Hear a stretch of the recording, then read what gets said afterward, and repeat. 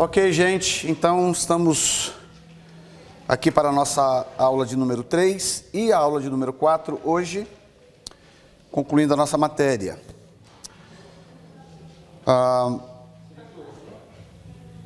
Rapidamente, só trazendo à lembrança o que nós falamos ontem. Nós falamos sobre a introdução da matéria e logo em seguida falamos sobre a esperança messiânica, né? Nas duas aulas de ontem. A esperança messiânica aponta para a expectativa que foi gerada na nação de Israel a partir daquela experiência do Éden. Inicialmente era uma esperança que já permeava as gerações anteriores, mas ela se tornou mais forte, mais consolidada na nação de Israel, até mesmo por causa de palavras proféticas que foram pronunciadas ao longo do tempo, né? E falamos sobre as funções do Messias, né? A função profética, falamos ontem, a função sacerdotal, falamos ontem, que a função profética tem a ver com o tempo de Jesus aqui na terra em forma de homem, né, em forma humana. Esse período dele encarnado aqui na terra, ele não poderia ser sacerdote, porque o sacerdócio, não existe sacerdócio fora da tribo de Levi e fora da linhagem de Arão, né? Jesus não é nem uma coisa nem outra, ele é da tribo de Judá. Então aqui na terra a função que ele ocupou foi profética, ele operou com a unção profética, digamos assim. Por isso que nós temos tantas profecias de Jesus, né? Como foi no dia de Noé, será no dia do Filho do Homem. Vocês não terão outro sinal senão o de Jonas, não é? A parábola das 10 virgens, que é profético. Mateus 24, que é profético. Mateus 26, que é profético. Marcos 14, que é profético. 13, 14, que é muito profético. E por aí vai. Lucas 21, que é profético. Então, Jesus profetizou muito, né? Ele não só veio, pregou o reino de Deus e morreu pelos nossos pecados. Não, ele deixou diretrizes proféticas até mesmo para que os escritos posteriores pudessem ter uma espécie de crivo. Não sei se vocês lembram, quando nós estudamos a bibliologia, sobre o cânon sagrado, a gente aprende que a vara de medir do Velho Testamento é o Pentateuco, lembra? Deus falou com Moisés recebeu uma inspiração muito incomum de Deus, ele ouvia a voz de Deus audivelmente e ele escreveu tudo que ouviu de Deus. Então o Pentateuco ganhou um status especial, os primeiros 5 livros de Moisés. Então o que acontece? Todos os livros que vinham depois, eles conferiam aquilo com o Pentateuco, conferia com o Pentateuco. Se não batesse com o Pentateuco ou tivesse qualquer tipo de desvio ou qualquer tipo de desencontro doutrinário do Pentateuco, aquele livro era rejeitado. Tinha que bater com o Pentateuco. O Pentateuco era a vara de medir do Velho Testamento, entendeu? No Novo Testamento, o que ocupa este lugar são exatamente os evangelhos, os escritos de Jesus. Não de Jesus, ele não escreveu nada, mas os escritos relacionados a Jesus, os escritos daquilo que Jesus disse. Entendeu? Então, os evangelhos do Novo Testamento têm mais ou menos, ou exatamente, a função do Pentateuco no Velho Testamento. Então, todos os escritos que surgiram depois, o que eles faziam? Eles conferiam com o que Jesus disse. Eles conferiam com o que Jesus havia falado. Entendeu? Então, dessa forma, nós chegamos aos livros, os 26 livros do Novo Testamento, como nós temos hoje. Tá? Muito bem. Hoje, a gente fala sobre Jesus, Rei dos Reis, Senhor dos Senhores. Eu nem lembro se eu falei sobre isso ontem. Não foi falado sobre isso, né? Ok, então, na página 4, no final, tem um versículo aí de 1 Timóteo 6,15, que diz: a qual, em épocas determinadas, há de ser revelado pelo bendito e único soberano, o Rei dos Reis e o Senhor dos Senhores. Então a expressão Rei dos Reis é uma expressão semítica que confere o título de único imperador e soberano, conforme Esdras 7,12. Sendo assim, Jesus será o imperador que reinará sobre todos os reinos da terra. Então ele foi profeta na terra, nesse momento ele está na condição de sacerdote, por isso que ele intercede por nós, disse Paulo, ele está à direita de Deus Pai e ele intercede por nós. Que função é essa? Sacerdotal. Então, se você vê aquela oração de Jesus do capítulo 17 de João, se você perceber, aquilo ali é uma oração sacerdotal. Ele está fazendo uma oração com características sacerdotais. Porque ele já sabia que estava chegando o dia da sua morte e essa seria a função dele do momento da sua ascensão até o dia da sua vinda. Então, nesse momento, ele é sacerdote e ele intercede por nós. Amém? Portanto, agora ele não está para julgar, ele está para perdoar, para restaurar e para tratar com misericórdia. Virá o dia do julgamento, portanto, né, é bom não brincar com ele, porque vai vir o dia do julgamento, mas esse dia não chegou ainda. Estamos vivendo no que a Bíblia chama de tempo aceitável do Senhor. Todo aquele que invocar o nome do Senhor será salvo. Tá? Então ele virá como o Rei dos Reis. Quando encerrar esse período de sacerdócio dele, o que acontece? Concomitantemente estará encerrando também o período da graça. Ao contrário do que muita gente pensa, o período da graça, a dispensação da graça, não encerra no arrebatamento. A dispensação da graça encerra no fim da grande tribulação. Porque ninguém pode ser salvo senão pela graça, não é? Então, se encerrasse o período da graça no arrebatamento, não haveria salvação durante a grande tribulação. Porque como que vai haver salvação sem graça? Não existe. Só que será muito mais difícil. A graça será aplicada de uma forma diferente. Então, muda a forma de atuação da graça, mas não cancela-se a graça. Tá?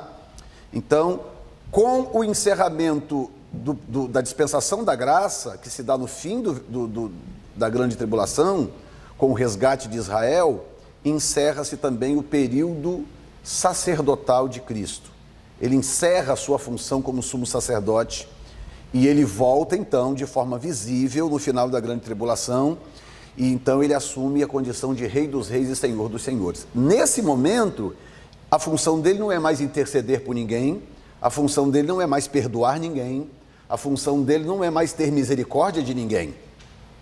Desse momento em diante, ele sai da cadeira de sacerdote, que tem mais a ver com advogado, né? Por isso que ele intercede, ele advoga, ele é o nosso advogado, e ele vai sair dessa cadeira e vai para a cadeira de juiz. E na cadeira de juiz ele não pode mais interceder por ninguém, a não ser executar aquilo que está determinado. Entenderam? Então, daí a nossa responsabilidade de saber o que fazemos e de pregar o evangelho o máximo que a gente puder, porque está chegando o dia do julgamento. O filho de Davi como rei, as raízes da esperança de Israel por um rei Messias foram expressas em vários títulos. A esperança mais desenvolvida, a primeira apontada, para um Messias que seria filho de Davi. Bom, você vai ver muitos textos aqui, nós não vamos ler todos, que também nem tem necessidade, mas basicamente há uma promessa na Bíblia, que é a promessa do reino eterno de Davi. O que aconteceu quando Deus levantou Saul para ser rei? Vocês conhecem a história, né? O povo estava oprimido e Deus levantou Saul para batalhar pelo povo e libertar o povo. A intenção de Deus era essa. Tanto que Deus chama ele de capitão, né? Mas aí o povo, não, nós queremos o rei, todas as nações têm rei, nós não temos rei, queremos o rei. E começaram a pressionar e Samuel foi reclamar com Deus. Senhor, o povo não me quer mais como juiz, eles querem um rei. Aí Deus disse, ok, então eu vou dar para eles o que eles querem. Eu vou dar para eles o que eles querem, só que o rei que eu vou colocar sobre eles, vai chegar um momento em que eles vão chorar amargamente pedindo socorro. Por quê? Por desobediência, porque não era a hora ainda, não era o tempo da monarquia, ainda era, naquele momento, era o tempo de Deus cumprir o período dos juízes. O tempo da monarquia viria, e Deus já tinha o escolhido, né? Deus já tinha, era Davi, ia chegar a hora, mas não, pressionando, Deus colocou Saul. Mas aí olha bem como é que Deus é justo, tá? Como que Deus é justo. O que Deus fez? Deus começou a fazer uma série de testes com Saul. para testar a obediência de Saul. Faça isso, faça aquilo. E Saul, ele ia fazendo as coisas que Deus mandava, mas ele ia fazendo aos poucos. Ele ia fazendo pelas metades. Deus falava, vai ali e faz isso. Ele ia lá e fazia metade daquilo. Entendeu? Era uma coisa muito estranha. E aí, até que então um dia,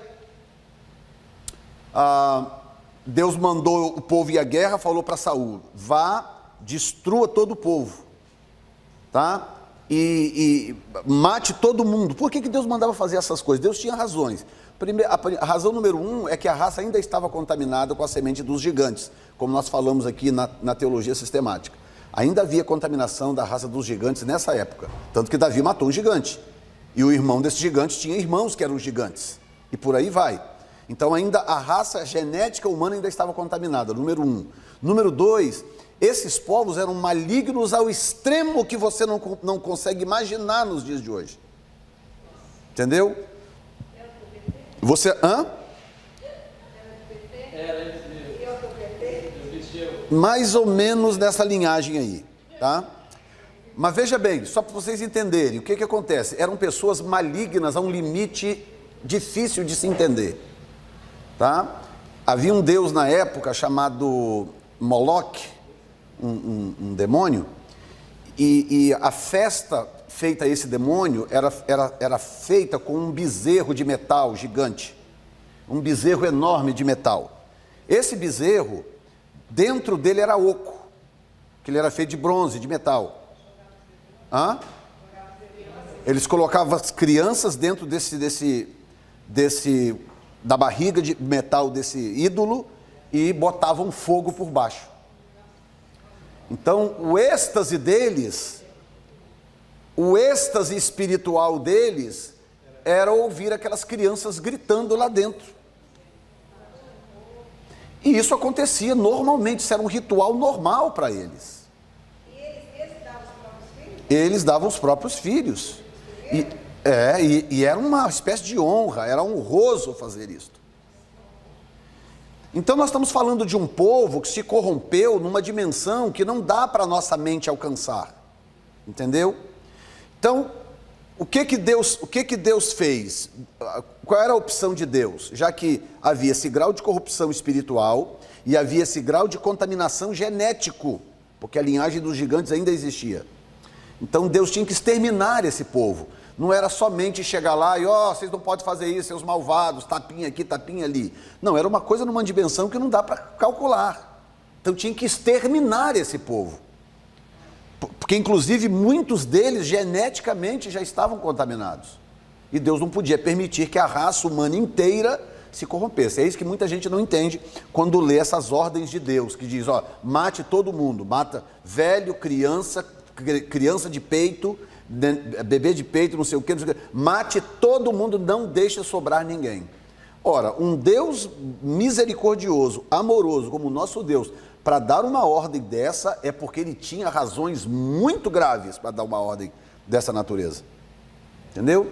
Porque nós temos exemplos na Bíblia de pessoas que vieram de fora da nação de Israel, entraram na nação de Israel e serviram a Deus e ali ficaram. E construíram história ali. É ou não é? Nós falamos aqui ontem de pessoas assim, que não só entraram para dentro da nação de Israel, mas que fizeram carreira ali dentro. Pessoas que foram depois contadas na linhagem messiânica. E a gente pode ver tantos aí ao longo da história. E outros casos em que Deus reverteu a maldição em bênção. Quem lembra daquela história de Judá com Tamar? Lembra da história de Judá e Tamar? Tamar era a nora de Judá, lembra? Que acabou acontecendo um incesto, porque ela enganou ele, porque ela tinha tido 2 filhos, os 2 morreram, ela não tinha herdeiro, blá blá blá, aquela história, e Judá estava sendo injusto com ela, que não queria dar o 3º filho para ela, que era o que a lei determinava, né? Aí ela armou um esquema lá, não sei o que é essa história, não dá para contar os detalhes, se disfarçou de prostituta e seduziu ele, né? Resultado, nasceu uma criança desse relacionamento. O que Deus fez? Essas coisas de Deus que nem sempre dá para a gente entender com a nossa cabeça evangélica, não dá para entender essas coisas. Deus está acima da nossa compreensão, é melhor colocar dessa forma. Nós não vamos conseguir compreender Deus integralmente. Period. Ponto final. Então nós temos, é aí que entra a questão da fé e da aceitação da soberania de Deus. Deus é soberano, Ele sabe o que faz, eu aceito pela fé. Eu não vou conseguir entendê-lo mesmo em tudo. Deus pega esse menino, fruto dessa zebra, e Deus pega esse menino e coloca na linhagem messiânica. Entendeu? Então são coisas assim que não dá para explicar. Mas aí o que acontece com a questão da promessa de Deus? Deus chegou para... Havia uma batalha, e Deus falou com Samuel, fala para Saul esperar, até que você vá lá no local oferecer o sacrifício, para que o exército então possa ir à batalha. Ok, Samuel então mandou o recado para Saul, dizendo, ó, aguarde, acampe aí com o exército e aguarde até que eu chegue para oferecer o sacrifício. Saul está lá esperando, passaram dias, Samuel não aparecia. E o pessoal pressionando Saul, aquela coisa, e o inimigo acampado ao redor, Saul naquela pressão, naquela tensão. O que Saul fez? Samuel está demorando demais, eu mesmo vou oferecer o sacrifício. Mas ele não podia oferecer o sacrifício, ele não era sacerdote, ele não era da tribo de Levi, ele não podia. E ele foi lá e ofereceu. Quando Samuel chega, ele pega Saul no flagrante, oferecendo sacrifício. Aí acontece uma das cenas mais intrigantes do Velho Testamento. Samuel vira para ele e fala assim, Saul, eu vou parafrasear, né? Saul, te conto nada, rapaz. Hoje era o dia que Deus ia confirmar o teu reino para sempre.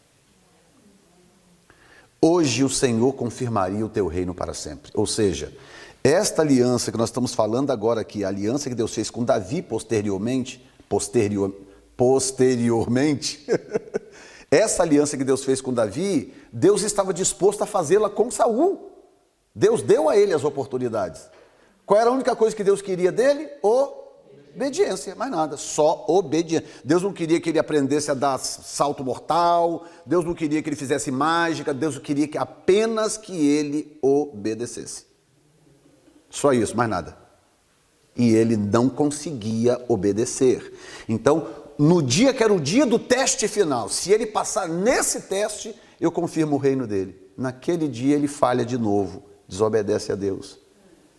Aí Saul olha para ele e fala assim, Samuel, hoje, gente, pensa bem, por causa de um dia você perdeu uma promessa de Deus. Acabou quem perdeu uma promessa de Deus por causa de um dia. Ou seja, se você perseverasse mais um dia, demais. Lembra daquela pepita de ouro de Serra Pelada? Uma pepita grandona que acharam assim? Lembra dessa história ou não? Está aí no Google, vocês colocam lá, a maior pepita de Serra Pelada. O cara, lembra como era a Serra Pelada, né? Todo mundo tinha um pedacinho de chão assim para cavar, né? As pessoas iam cavando buraco abaixo. E todo mundo cavando em volta. Um camarada tinha um terreninho desse. E ele está cavando, nada. Pedrinha aqui, poeirinha ali, besteirinha aqui, mas nada importante. Aí depois de um certo tempo, que ele já estava ali cavando, não sei quanto tempo, eu não vou chutar aqui, um tempo ali cavando, um tempo longo cavando. Já estava num buraco já lá embaixo. Aí chegou um cara assim, perto do buraco assim, olhou e falou assim, ei companheiro, tudo bom? Eu estou procurando aí um garimpo para comprar, você não quer vender o seu? Aí o cara estava num dia injuriado, né? Decepcionado, o cara parou, olhou assim, falou, quanto é que você paga no meu? O cara falou, eu pago tanto. Não, eu pego tanto. Não, eu dou tanto, eu quero tanto, eu dou tanto, vai chegar num acordo. O cara falou, ok, então o cara saiu, o cara pagou lá, não sei se com ouro ou com dinheiro, não sei, pagou o cara foi embora, o cara que comprou pegou as ferramentinhas dele, desceu no buraco e começou a cavar. Cavou mais 7 dias, e achou a maior pepita da história de Serra Pelada. Uma pedra desse tamanho que foi parar na Inglaterra, inclusive. Deu até uma polêmica na época no Brasil, que foi parar na Inglaterra, o Brasil processou a Inglaterra, quis trazer a pepita de volta, uma história longa. Mas é impressionante, a pedra é desse tamanho assim, ouro maciço. Quer dizer, o cara cavou, sei lá, uns 2, 3, 4, 5, 6 anos, não sei quanto tempo, bastava cavar mais uma semana. O outro que não cavou nada, cavou uma semana e achou a pedra. Entendeu? Então, basicamente isso. Ou seja, Saul, ele só tinha que persistir mais um pouquinho. Não conseguiu. Aí Deus reprovou. Aí Samuel diz algo. Olha, hoje o Senhor teria confirmado o teu reino para sempre. Mas como rejeitaste a palavra do Senhor, também ele te rejeitou para que não sejas mais rei. Pronto, ali Deus rompeu com Saul. Rompeu. E aí Deus agora já estava de olho na escolha dele, que era Davi, e você conhece a história. Então, quando Deus escolhe Davi, depois que ele escolhe Davi, ele faz com Davi também vários testes. Porque lembre-se, o segredo de Davi não é que ele era melhor do que Saul, não é que ele pecou menos do que Saul, não é nem que ele errou menos do que Saul. Tá? Pelo contrário, Davi fez coisas que Saul não fez. Davi cometeu erros que Saul não cometeu. Não tem registro na Bíblia, por exemplo, de Saul fazendo o que Davi fez com Urias e Batseba. Não existe registro de Saul fazendo algo dessa natureza. Davi, em termos de volume de pecado, digamos assim, talvez ele tenha errado mais do que Saul. Então, qual é a diferença? A diferença está em duas coisas que Davi tinha e Saul não. Primeiro, a capacidade de obedecer a Deus. Deus falava, ele buscava obedecer a Deus. Tá? Isso é fundamental. Então ele não saía para aplicar a sua vontade. E número 2, que talvez seja mais importante, a capacidade de se arrepender. Saul não se arrependia. Tá? Quando Samuel chegou para ele e falou assim, hoje o Senhor te rejeitou para que você não seja mais rei. Quando Samuel falou isso com ele, se fosse Davi, o que aconteceria? Caía já no chão de joelhos, rasgava a roupa, chorava, pedia perdão. Não, Saul virou para Samuel e falou assim, então é o seguinte, pelo menos sai lá fora comigo, para o povo achar que está tudo bem. Olha que filho de uma égua. Olha que doideira. Ou seja, a preocupação dele não era a reprovação de Deus, não era ter caído no conceito de Deus, não era Deus ter anunciado que ele ia perder o trono. A preocupação dele era o que o povo lá fora ia dizer se ele saísse da tenda sem Samuel. Entendeu? Então, Davi era diferente. Deus testou Davi de várias formas. E toda vez que Deus testava Davi, ele caía, ele chorava, ele se arrependia, ele falava com Deus e tal, enfim. E aí o que acontece? Até chegar o dia em que Deus fez a ele uma promessa. Até que chegou o dia, né? Esse dia que Saul perdeu, chegou o dia para Davi. E aí nessa página aqui, nessa página 5 aqui, depois se você ler carinhosamente todos os textos, eu sugiro que você leia, você vai encontrar todo esse processo que eu estou relatando para você aqui. Aí quando chegou o dia, Deus então fez uma promessa, dizendo, a partir de hoje, o seu reino será eterno. Sabe o que eu entendo? Eu entendo que até aquele momento que Deus fechou com Davi, a linhagem messiânica ainda estava em aberta. Ela poderia seguir qualquer outra vertente que Deus quisesse. Porque o importante para Deus não é de onde ele vem, o importante para Deus é quem ele é. Né? Porque se naquele dia Saul fosse aprovado por Deus, ele ia falar, bom Saul, então hoje você passou no teste, eu estou fazendo uma aliança contigo, o seu reino nunca mais terá fim. Ora, o Messias ia ter que vir da linhagem de Saul. Entendeu? Porque é o Messias que eterniza o reinado. Davi já morreu. Cadê o trono de Davi? Cadê os filhos de Davi? Israel nem é monarquia mais. Já passou. Então como que se perpetua o reinado de Davi? Através do Messias. Né? A linhagem do Messias, a linhagem de Davi, que desemboca no Messias, o nascimento do Messias, o governo do Messias, e ele se torna então rei dos reis e senhor dos senhores. Então é importante você entender que esse processo se dá através da linhagem messiânica. Por isso que lá nos evangelhos, quando Jesus passava, o que o povo gritava? Jesus, filho de Davi. Porque eles sabiam da promessa. Havia uma promessa de que Deus ia perpetuar o reino de Davi e que, portanto, a forma de perpetuar o reino de Davi era através do Messias prometido. Tá? O Filho de Deus como rei, Jesus como Filho de Deus, tem as mesmas raízes que Jesus como filho de Davi. Olha isso. Um dos hinos reais de coração dão esses dois conceitos do Salmo, né? No caso, Salmo 2, 6 e 7. Os primeiros profetas também pensavam assim, segundo Samuel 7, 12 e 14. Isso não quer dizer que Jesus foi adotado como filho de Deus no seu batismo ou na sua ressurreição, conforme algumas interpretações de Romano 1,3, por exemplo. São interpretações errôneas. Israel foi filho de Deus por adoção, está aí Êxodo 4, 22, Oséias 11, 1, e os reis de Israel também, Salmo 2, 7, 2 Samuel 7, 14. Mas esta nunca foi a relação entre Jesus e Deus. O que acontece? Existem algumas interpretações errôneas de alguns textos bíblicos e existem algumas heresias mesmo, algumas até diabólicas. Porque negar que Jesus é Deus, que Jesus é eterno e pré-existente, isso é uma ação diabólica, tá? Nós não podemos de maneira nenhuma ser conivente com isto. Agora, por exemplo, os mormons, eles cometem uma aberração. Eles dizem que Jesus foi criado por Deus e eles dizem que Jesus foi criado junto com Lúcifer. Que Jesus e Lúcifer foram criados ao mesmo tempo e que eles são, portanto, compatíveis. Eles estão nivelados. Entendeu? Eles não têm Jesus como Deus na segunda pessoa da Trindade e como ser incriado e eterno. Eles não têm Jesus assim. Então, isso é uma grandíssima heresia, isso é pecado, e isso não dá nem para discutir a nível bíblico, porque realmente não dá, tá? Mas outros cometem erros, digamos assim, menos graves, mas também erros que a gente não pode também, de forma nenhuma, pelo menos, aceitar ou fingir que eles não existem, né? Não existem. Então, um deles é este. Há uma corrente que acredita que Jesus é especial, que Jesus é diferente de todos os anjos, que ele é melhor do que todos os anjos, mas que ainda assim ele é uma criatura de Deus. Tá?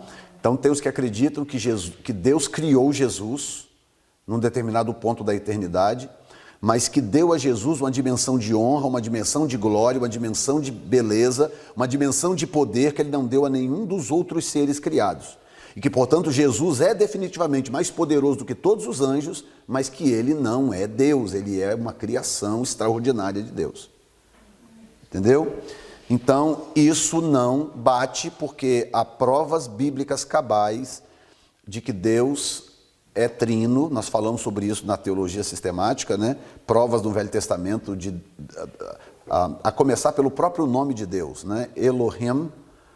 Elohim é uma expressão plural, nós falamos sobre isso, né? Então, desde a revelação do Velho Testamento, que Deus se apresenta como um ser plural e não um ser singular. Entendeu?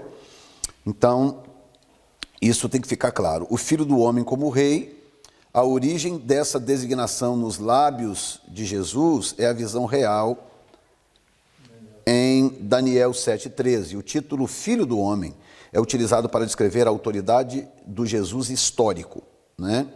Jesus não apenas se identificou como servo sofredor de Isaías 53, mas também como filho do homem em Daniel 7,13, que está destinado a vir na glória do Pai para sofrer, depois de sofrer muitas coisas. Jesus combina Salmo 110:1 e Daniel 7,13 ao responder ao sumo sacerdote Caifás: eu o sou.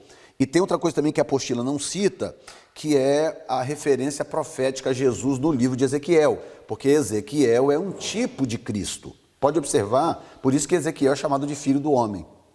É o personagem do Velho Testamento mais chamado de filho do homem, é Ezequiel. Entendeu? Como profeta. Então o que acontece? Ezequiel tem uma experiência diferente de todos os outros. Todos os outros profetas profetizaram coisas que iam acontecer. Ezequiel não só profetizou, mas ele gerenciou o processo daquilo acontecer. Então, quando Deus, por exemplo, foi retirar a glória do templo, o que ele fez? Chamou Ezequiel. Chamou Ezequiel em espírito. Levou Ezequiel no templo, ele já estava na Babilônia, levou ele no templo, mostrou ele dentro do templo, que ele não conhecia, porque ele não era da tribo de Levi, ele nunca tinha entrado no templo fisicamente falando, então ele não conhecia, ele não sabia como o templo era por dentro. Então Deus pegou ele em espírito lá na Babilônia pelos cabelos, lembra capítulo 8? Levou ele no templo e levou ele dentro do templo para mostrar para ele as abominações que estavam acontecendo dentro do templo, para que ele visse as abominações e testemunhasse a razão do porquê Deus ia destruir o templo. Então essa figura de Ezequiel é uma figura messiânica, simbolicamente falando, tipologicamente falando.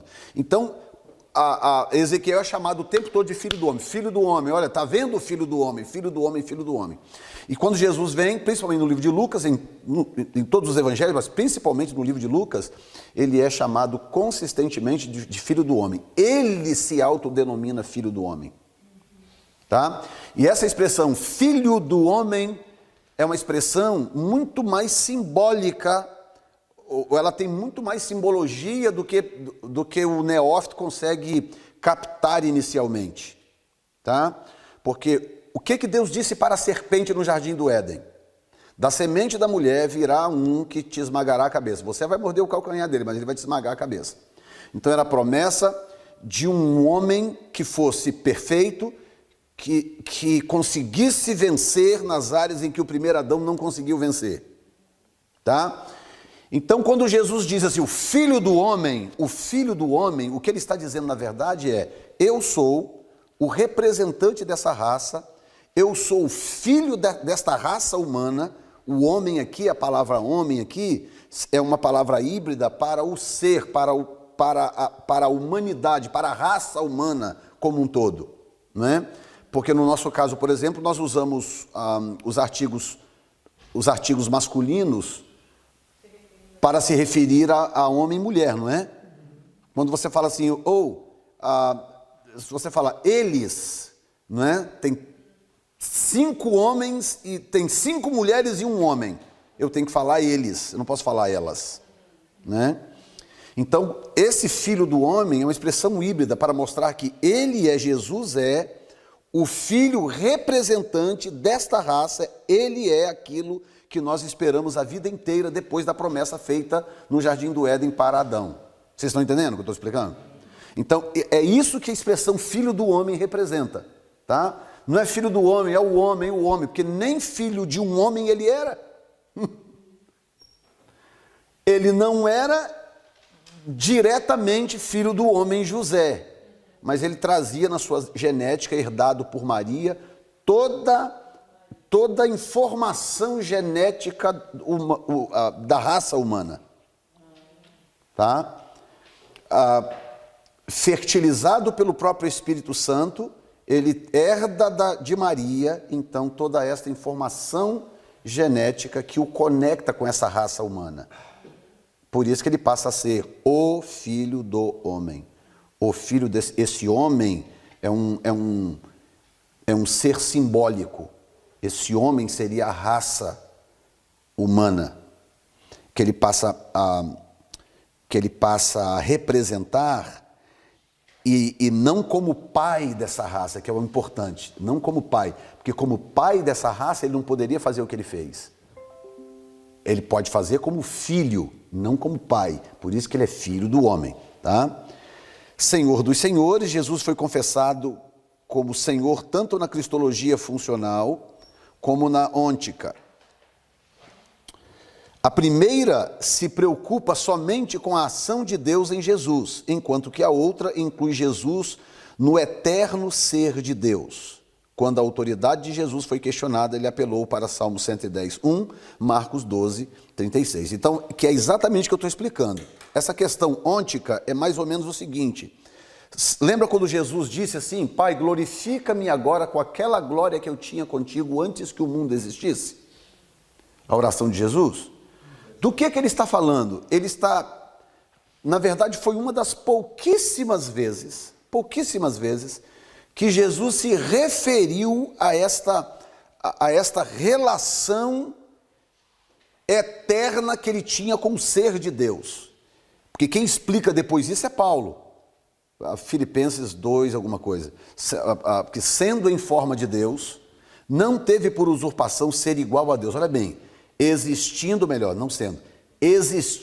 em forma de Deus, não teve por usurpação ser igual a Deus, mas aniquilou-se a si mesmo, assumindo a forma de servo, sendo obediente até a morte e morte de cruz. Então Paulo explica.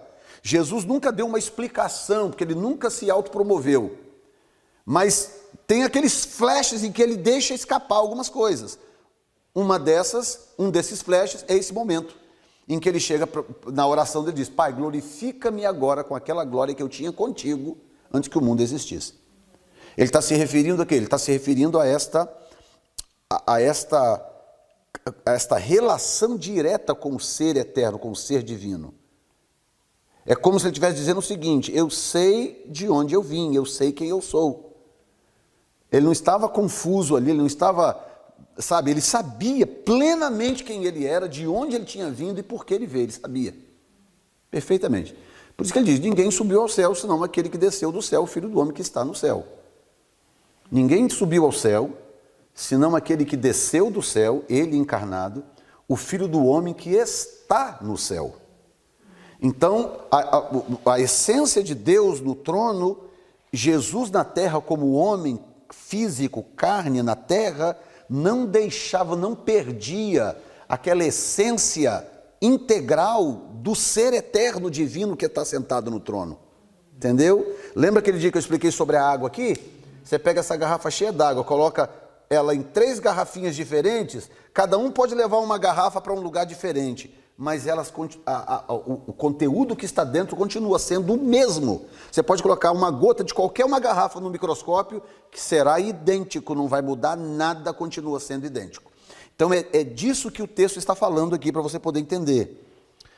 Em Atos 2,35, Jesus está identificado como Senhor e Messias. Jesus não é reconhecido como Senhor somente depois da ressurreição. Atos 2,36 fala de Jesus reinando como Senhor. A confissão de que Jesus era o Senhor foi proclamação dos missionários judeus helenistas, né? E era condição para o batismo, e por aí vai. Então, lá na frente, já na página seguinte, página 7, entra agora esse assunto que eu estou já falando, né? Sobre o Logos pré-existente. O Velho Testamento no seu todo silencia quanto à pré-existência do Messias. O único versículo que permite uma interpretação nesse sentido é Miqueias 5:2. Tá? Se alguém puder abrir para mim aí, a gente já vai ler no final do parágrafo. Miqueias 5:2. Mesmo aí, muitas traduções falam cuja origem é de tempos idos e não de eternidade. No Novo Testamento, quase todos os versículos que falam da existência posterior de Jesus também falam da sua pré-existência, principalmente na cristologia de Paulo, Hebreus e João. Nestes textos encontramos. Nós vamos ver daqui para frente, mas quem achou Miqueias pode ler, Miqueias 5:2. O Senhor Deus diz, Belém Efratá, você é uma das menores cidades de Judá, mas do seu meio farei sair aquele que será o rei de Israel. Ele será descendente de uma família que começou em tempos antigos, num passado muito distante. Ok. Muito bem. Então, basicamente é isso, ou seja, esse texto dá uma pista direta de que o Messias seria pré-existente, tá? Além disso, nós temos a tipologia, por isso que a tipologia é tão importante na Bíblia. Porque aquilo que a Bíblia não diz abertamente, ela fala de forma tipológica. Nós vamos ter uma matéria aqui chamada Tipologia do Tabernáculo, né? E você vai perceber como que Cristo está exemplificado de forma tão profunda no tabernáculo. Chega a ser assim, chega a ser assustador. Tudo que Deus mandou Moisés fazer tinha uma razão, e tudo que Deus mandou Moisés fazer aponta de alguma forma para Cristo, ou para a igreja, ou para Israel. Mas tipo 90% para Cristo.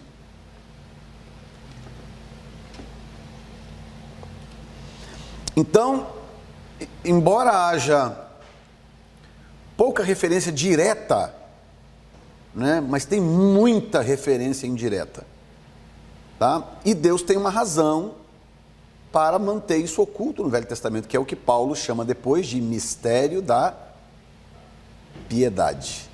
O mistério da piedade. Paulo chama de mistério nas suas cartas, ele chama, você vai observar sempre Paulo falando de mistério, mistério. Ora ele está falando do mistério da encarnação do Verbo, ora ele está falando do mistério do surgimento da igreja, que é outra coisa que não é mencionada no Velho Testamento. Não existe uma menção direta no Velho Testamento ao surgimento da igreja.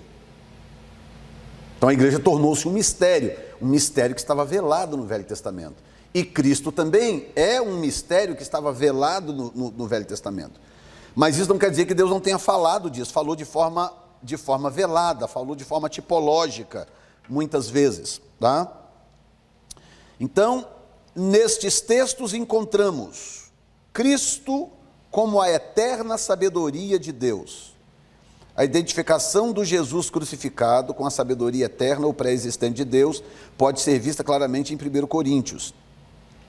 Cristo é identificado como a sabedoria de Deus, Cristo é identificado como sabedoria pré-existente. Essa sabedoria estava oculta, depois revelada pelo Espírito e recebida por todos que possuem o Espírito. A forma litúrgica que encontramos em 1 Coríntios 8, 5, 6 mostra que já era uso corrente dos primeiros cristãos a crença na pré-existência de Cristo. Jesus crucificado é relacionado não só com a redenção, mas com a própria criação. 1 Coríntios 15, 28 fala da pré-existência de Cristo antes da existência histórica de Jesus. O Cristo crucificado, o Cristo criador também foi o Cristo da história de Israel. A pré-existência de Jesus como homem do céu, em 1 Coríntios 15, 47, também aponta para a sua pré-existência. 2 Coríntios 8, 9, mostra o estado de Cristo na sua pré-existência. Deus enviou o seu único Filho na plenitude dos tempos, Gálatas 4, 4. Filipenses 2, 6, 11 a 11, subsistindo em forma de Deus, significa participação na própria essência de Deus, que é o texto que eu acabei de citar, né?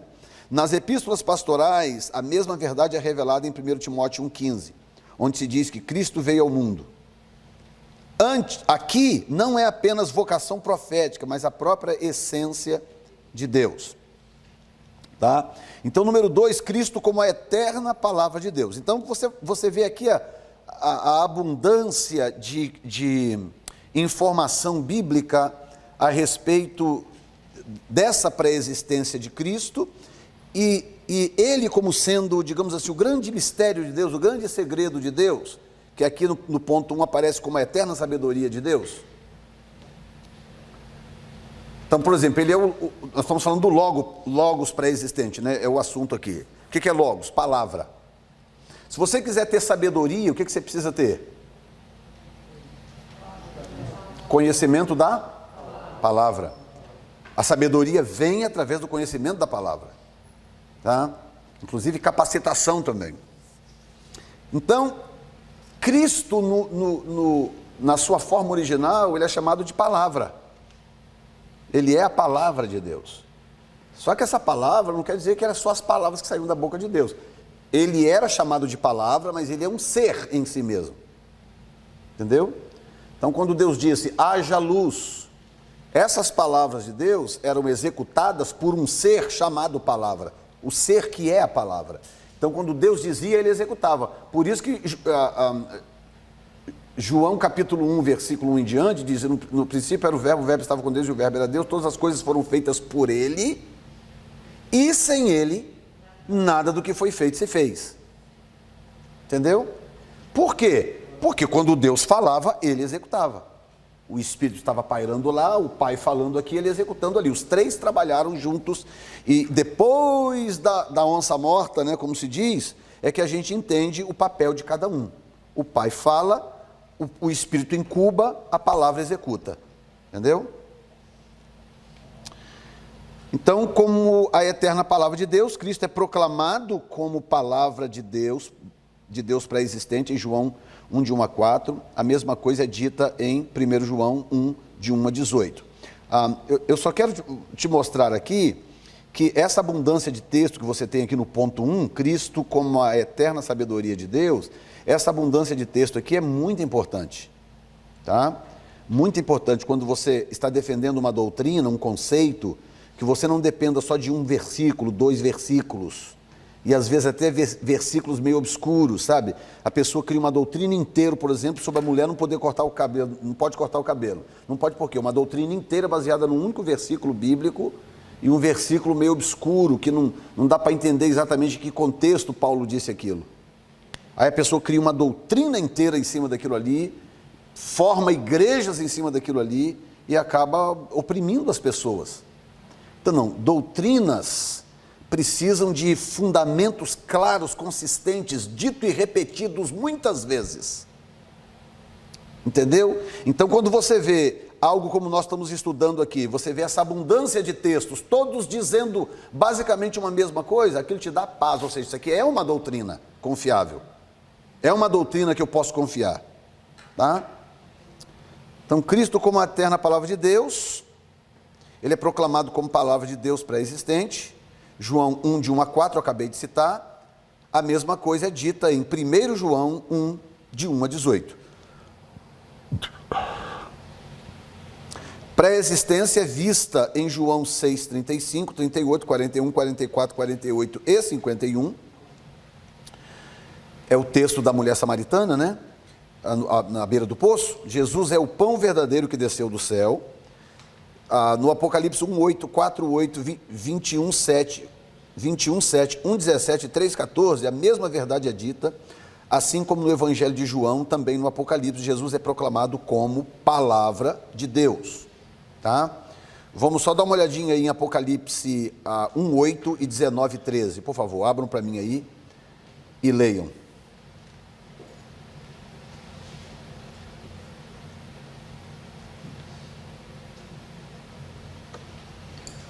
Quem achar pode ler. 1:8. Eu sou o Alfa e o Ômega, o princípio e o fim, diz o Senhor, que é e que era e que há de vir, o Todo-Poderoso. 19:13. Versículo 19, 13 ou Capítulo 19, versículo 13. 19, 13? Isso. Estava vestido com roupas mergulhadas em sangue, e o título dele era Palavra de Deus. Pronto. Então aí está a prova cabal de que, número 1, Jesus já existia, número 2, ele é Deus, e número 3, ele se chama Palavra de Deus. Ele ganhou um nome aqui na terra, ele não tinha esse nome lá no céu na eternidade, ninguém lá na eternidade chamava ele de Yeshua, de Jesus, tá? Na eternidade ele era chamado de Palavra. Verbo, a mesma coisa. Mesma coisa. Então ele era chamado de Palavra, ou de Verbo. Aqui na terra ele recebeu um nome para poder transitar entre os homens. Na terra ele passa a se chamar Yeshua, Jesus, né?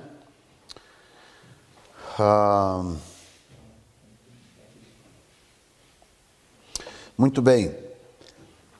Cristo como o eterno Filho de Deus. A pré-existência do Filho de Deus em Hebreus combina com a cristologia de sabedoria de Deus de Paulo e com a cristologia da palavra de Deus em João. Tá? Em todos os três, a pré-existência significa que o próprio ser de Deus estava unido à existência humana de Jesus Cristo. Jesus, como o primeiro e o último no Apocalipse, é visto em Hebreus como Filho de Deus, a quem ele constituiu herdeiro de tudo, por quem fez também o mundo.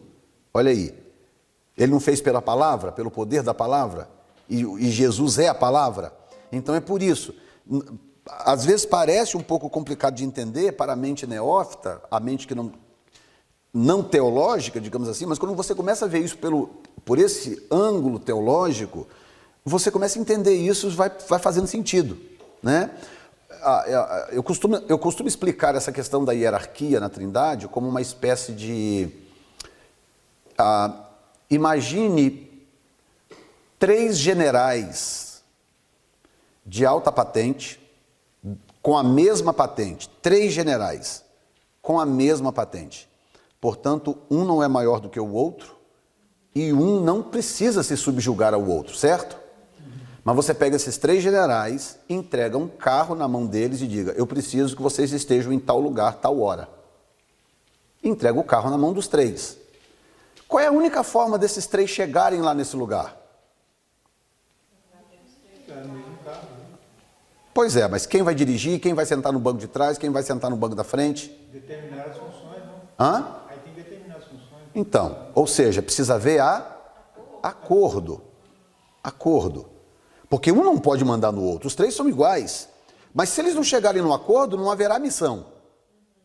Então, bom, aqui está o carro, nós temos a mesma patente, nós precisamos chegar lá naquele lugar. Vamos fazer um acordo? Vamos. Quem dirige? Você dirige? Eu dirijo. Eu sento no banco de trás, você senta no carona. Ok, pronto, chegamos num acordo. Agora vamos.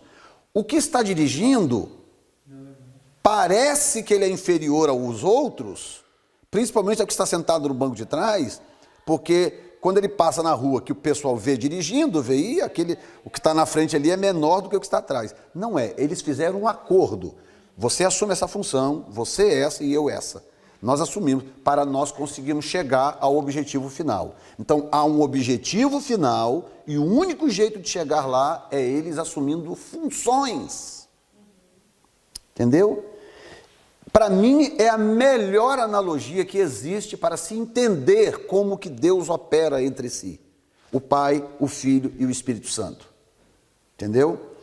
Curiosamente, o Espírito Santo, que aparece como se fosse o subalterno dos dois, porque quando a terra estava em caos, era o Espírito Santo que estava lá incubando. O pai e o filho estavam lá em cima no trono. Quando o filho veio, pagou o preço, fez o que tinha que fazer, e ele estava indo embora, falou, eu preciso ir para que eu possa mandar o Espírito Santo. E ele não vai falar dele não, ele vai falar de mim. Então dá a impressão que hierarquicamente é o pai, o filho e o Espírito Santo. Parece que o filho é o menor, o Espírito Santo é o menor na hierarquia. Não parece? Agora olha como que Deus confunde a gente. Ele diz assim, você pode falar de mim e pode falar do Filho, mas se você blasfemar contra o Espírito Santo, não tem perdão. Então, por que ele faz isso? Porque ele quer confundir essa lógica que nós temos. Sabe aquela coisa que quem quiser ser o maior dentre vós, seja o que vos serve? Então, se o Espírito Santo é o que mais serve, então ele assume a posição de maior. Você pode blasfemar desse e desse, mas desse não, que vai dar zebra. Entendeu? Mas ele é o que menos aparece e ele é o único que não chama atenção para si. Jesus disse, quando ele vier, ele guiará o mundo, ele falará da verdade, blá, blá, e ele não falará de si mesmo, mas ele vos ensinará daquilo que ele recebeu de mim. Agora que doideira, o Jesus, um homem de carne e osso, fala, não, o Espírito Santo ele não vai falar de si mesmo, ele vai falar de mim. Ele está vindo aqui para me glorificar. Eu tinha que ter muita consciência de quem era, hein? Das duas, uma, ele realmente era quem dizia que era, ou ele era doido. Não é? Como doido a gente sabe que ele não era, porque senão ele não faria as maravilhas que fez. Então realmente ele era quem ele dizia que era. Amém? O próprio Deus encarnado ou o Filho do Deus vivo. Diga. Você assistiu aquele filme A Cabana, que eles tentam mostrar mais ou menos? Não, mas conheço o livro. Então, mais ou menos isso. É. Pra gente uma forma como Deus, Jesus, Exatamente. Exatamente.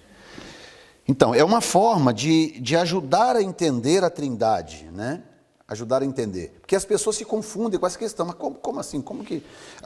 Aí, por exemplo, Jesus dizia coisas que deixavam o povo doido. Tipo, eu e o Pai somos um. Ok. Então vocês são iguais? Sim, nós somos um. Ok. Aí de repente Jesus virava e falava assim,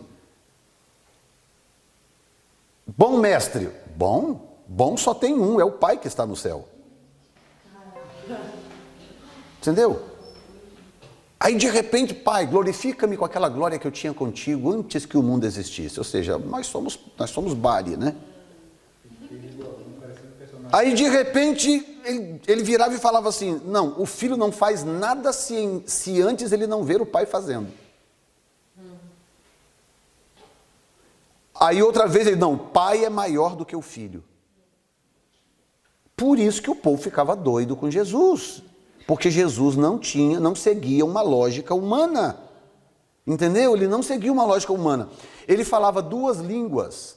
Jesus é mais ou menos como nós, que moramos nos Estados Unidos, a gente nem domina o inglês, também nem domina o português, e às vezes fala um pouquinho de cada um. É ou não é? É mesmo. Entendeu? Então, em outras palavras... Hã? Ok. Em outras palavras, deixa eu só concluir isso aqui antes do lanche ali. Em outras palavras, Jesus estava sempre falando duas línguas e as pessoas se confundiam. Ele falava uma língua como homem encarnado e ele falava uma outra língua como Deus vivo. Como Deus vivo, ele dizia, eu e o Pai somos um, porque realmente era, e é. Mas de repente ele falava como homem físico.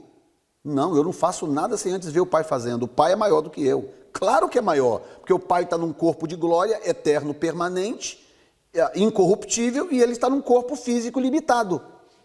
Então o Pai é maior do que ele, mas ele está falando como homem. Aí quando ele falava como Deus vivo, Deus eterno, ele falava, ó, aquela glória que nós tínhamos juntos, hein? Lembra, pá, tá, nós dois. Entendeu? Então ele falava esses dois idiomas e as pessoas se confundiam. Falava, afinal de contas, é isso ou é aquilo? Entendeu? Porque as pessoas não conseguiam compreender isso aí. Pausa para o café e voltamos logo em seguida.